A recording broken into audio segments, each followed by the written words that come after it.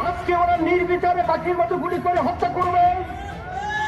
আমি বিশেষ করে আমার ছেলেদের, আমার মেয়েদের, গার্জিয়ানদেরকে, অভিভাবককে ছেড়ে বলবো, আপনার সন্তানদেরকে রাস্তায় গুলি করবে, হত্যা করবে, আর আপনারা ঘরে থাকবেন, এটা হতে পারে না।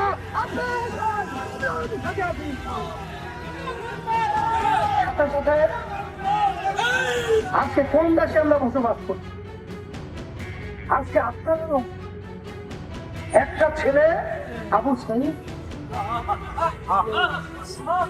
আবু সাইদের হাতে কোনো অস্ত্র নেই, ওর হাতে কোনো লাঠি নেই, ও একটা মেধাবী ছাত্র, ওর কোনো সন্ত্রাসীর কোনো তালিকার নামে নেই।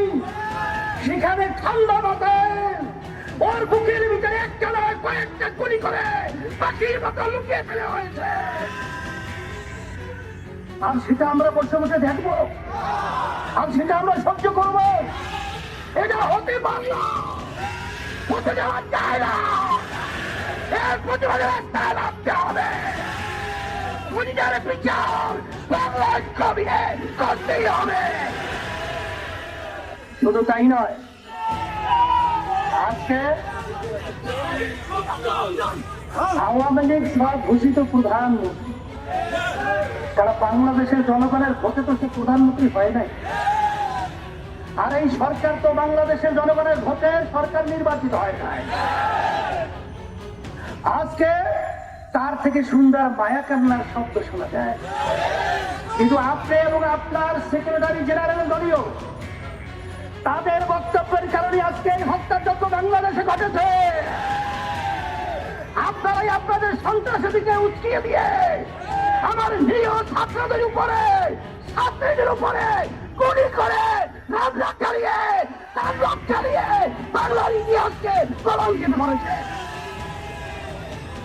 শুধু তাই নয়, বাংলাদেশের ইতিহাস আজ পর্যন্ত ইউনিভার্সিটি সহ শিক্ষাঙ্গন কোন ক্যাম্পাস আজ পর্যন্ত কোন সংবিধান নেই সেখানে পুলিশ প্রশাসন তারা নির্বিচার ছাত্রদেরকে, ছাত্রীদেরকে মারবে।